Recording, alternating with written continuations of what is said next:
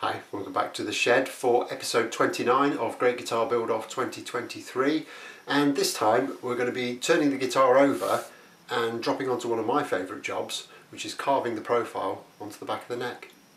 Okay, so it's now time for the bit that I know a lot of you kind of wait for and love. It's my favourite part of the whole build process, and that is carving the neck profile. I've done a little bit of setup work just to get ahead of myself. You might be able to see I've run a line down the edge of the neck, which is about halfway down, and I've also marked the locations of the 1st and 12th frets. Now normally I would do some marking out on the top. I would mark in a centre line and a line that kind of halves each half of the neck. I haven't done that on this occasion because I've got this kind of central laminate section going on, which I'm going to use as a slightly wider centre line, but it works perfectly fine for this purpose. And I've also got the different colour of wood laminations, and all I'm going to do is I'm going to very roughly mark the centre of that mahogany section,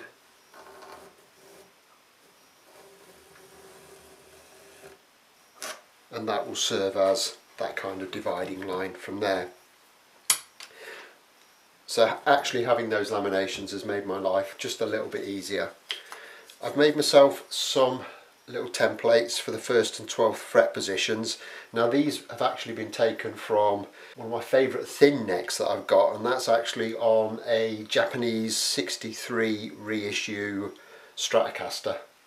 And it's got a kind of a nice slim taper neck on it, so I'm going to replicate that on this build.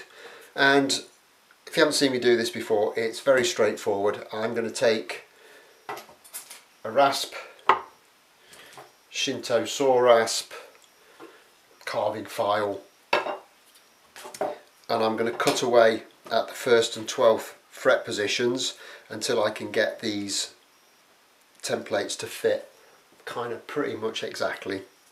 Once I've achieved that in those two locations, it's just then a matter of kind of joining up those dots by removing the rest of the waste, and I'm predominantly probably going to do that with a spoke shave and also the Shinto rasp. We'll get that central section kind of carved away, get it all nice and straight and smooth, and then we can think about doing the transitions. I'm not sure how far I'm going to get in this episode. It's still a very busy time, and there is an awful lot of work to getting this neck done. So it might be the case that we just do this central section for this episode and then drop onto the two transitions later on.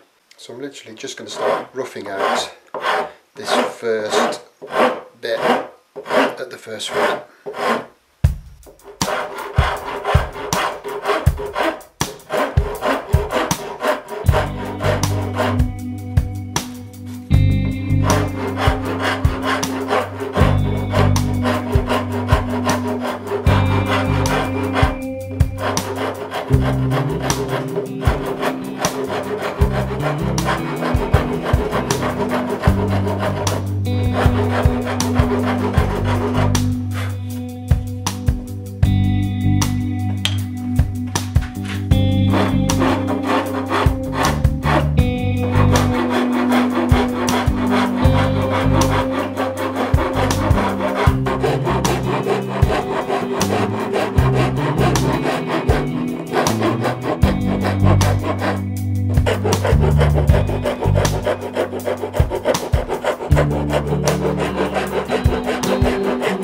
Okay, and that's the 1st fret position pretty much done. Needs a little bit more taking off these shoulders, but it's getting hard to get in now with these because there's all this waste material. So what I'll do is I'll just leave that as it is for now, and then once we've cleaned off the bulk of this, we can get it down to its kind of final finished form. But that's feeling okay. So we'll move on to the 12th fret.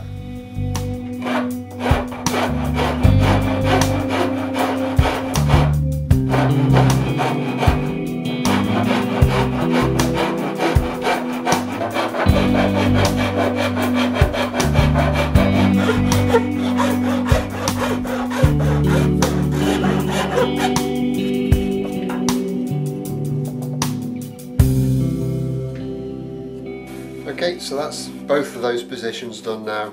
They're pretty close. They're probably about 1mm from being perfect to the templates, but that's simply because I need to just take a little bit more material out on these flanks here, and then they should be absolutely spot on. But that is quite difficult with the amount of waste that there is here. So we're going to start removing that. Now I've already put the lines in, as you can see, and the first bit I'm going to remove is this waste on this corner, and I'm simply going to kind of chamfer that off to a 45 degrees. Now I could use the Shinto for that. That's a really good tool for doing that. Takes off a lot of material really quickly. But I think I'm going to use a spoke shave because I just prefer it. It's a nice tool to use. It's much more tactile. And you get lots of nice little curly shavings to boot. So that seems to be the way it's cutting, so I'll go that way. And what I'm going to do is I'm going to take the bulk of this corner off. Then I'm going to come back at a much finer angle, and I'm just going to work my way back to the line that I've drawn on the back of the neck.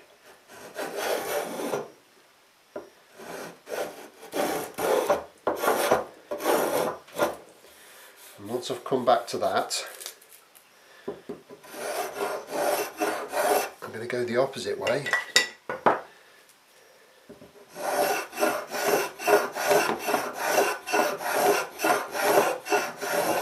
And I'm going to come down to this line.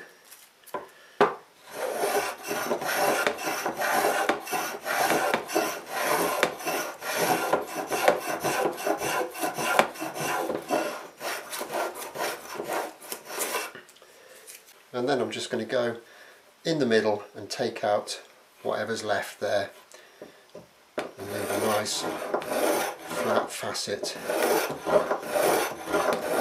between those two lines. And now I've got some of that material out, it's starting to perhaps want to cut the other way.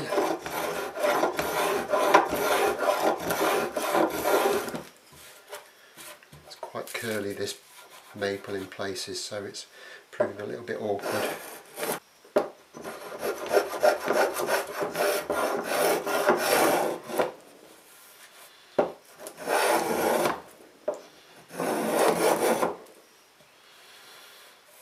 And that's pretty flat now.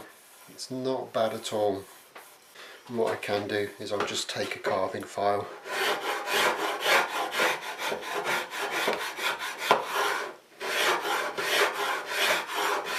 and just take out any little lumps and bumps that there might be there. But that bit's pretty much done. So I'm going to carry on now. I'll do the other side, get that to the same position as this one, and then we can just carry on kind of like halving those lines down each time and creating more and more facets.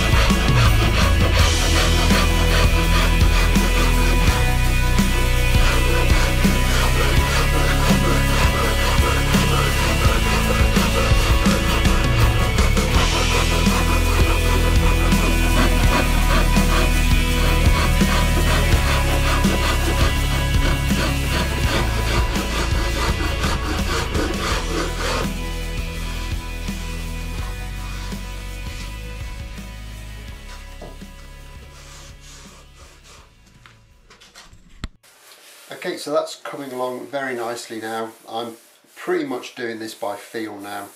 Just checking to make sure that it feels symmetrical and that there aren't any great big lumps and bumps in it. There's a bit of a lump there, so I'm going to have to do a little bit of refinement work just to bring that radius in a little bit more. But all in all, I think it's coming along very nicely. I like the look of it. The laminations look beautiful. I'll get you a better shot of those as we get a bit further down the line with them. But it is coming along really, really well. I'm taking a little bit of a rest because actually after weeks and weeks of it being freezing in the workshop, it's actually quite mild tonight, and with all this rasping and sanding and shaving, I'm actually sweating a little bit. I'm quite warm, so I'm having a little bit of a break. And while I'm having that break, I just want to talk about something that cropped up in the last video when I set the nut up. And I've had a few people comment saying that my joy at not having to have a string retainer was a little bit premature, because they could see when I was torquing the screws down that hold the string retainers in place in the nut that there was actually a little bit of movement in the strings because they weren't sitting flat against the nut. Now, I did see that. It was more of a problem on the E and the B string than it was on the rest of them. As the strings travel further down the headstock, obviously with the headstock angle, they go down further to meet the tuner post, which pulls them snugger into the nut. So most of them were okay. The issue was I was putting a set of second-hand strings on, and some of them were only just long enough. The rest of them, I knew it was only just for a quick setup, so I wasn't really bothered about doing a brilliant job on it. So they weren't wrapped onto the posts. When I set this up properly, I'll put multiple wraps onto those strings on the posts, which will actually draw the string down a little bit further, and I'm pretty confident that that will be enough to sit them flat against the bottom of the nut slots. So when I torque those screws down, there won't be any problems. The issue is, if they're not sitting into the nut properly, as you torque them down, it's going to pull the strings slightly sharp, which isn't what you want, because these things are tricky enough to set up as it is. It did pull the E and the B strings very slightly sharp. It wasn't so much that it wasn't easily dealt with the micro adjusters on the bridge. So it's an issue, it needs sorting.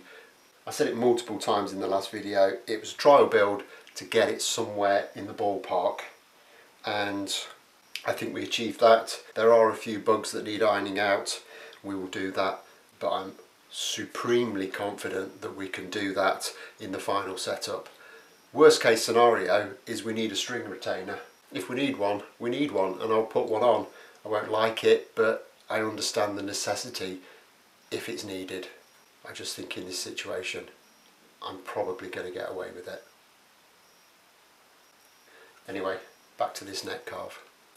Okay, pretty much the only thing I've got to do now is give this a bit of a sand up. I've been over it and I've checked with a short straight edge, and there doesn't seem to be any lumps or bumps in it, which is really good, but that's kind of a side effect of working with the spoke shave. It does tend to keep things nice and flat and level, but of course that's not really telling me anything because it's only very short. But this section I've done is too narrow for a longer straight edge to go on, so we'll have to wait until we've kind of done the transitions to do that. But I'm pretty confident that's within kind of touching distance of where we need it. So just to get this a little bit nearer finished, I'm just going to give it a bit of a light sand, and I've got some 150 grit on here, which is rough enough for what we want in this instance.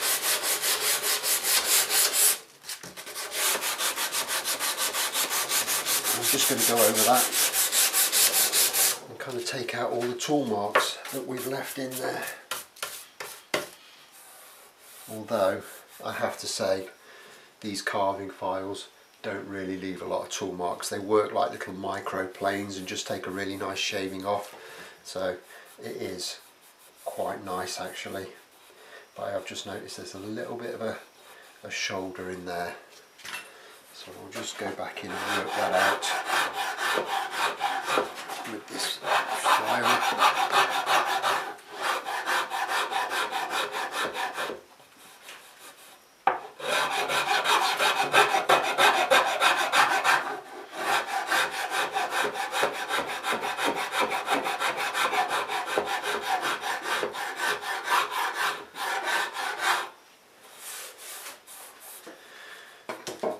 like that really quickly.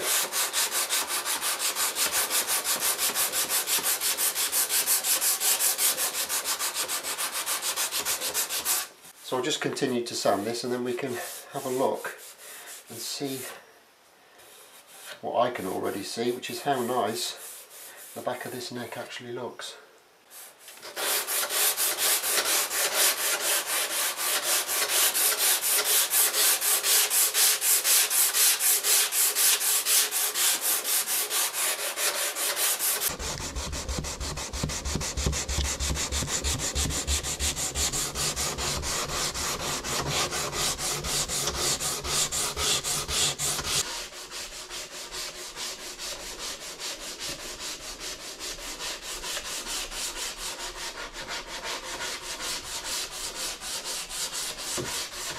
And hopefully you can see here how nice those laminations look. And there's also quite a nice bit of figure in that maple, which is obviously going to look very, very nice when it's got a bit of stain and finish on it. So all in all, I'm actually very, very happy with that. So that's gone very, very well, very happy with it. Obviously needs a little bit more sanding, but I'll save that until after I've got the two transitions sorted out. But that's going to be for the next episode. I'm going to leave this one here. So as always, hit that like button if you've enjoyed this. Subscribe if you haven't already done so. And I'll see you in a few days' time when the trusty spoon gouge will make another appearance and we'll get these transitions sorted. But until then, thanks a lot for watching. Bye bye.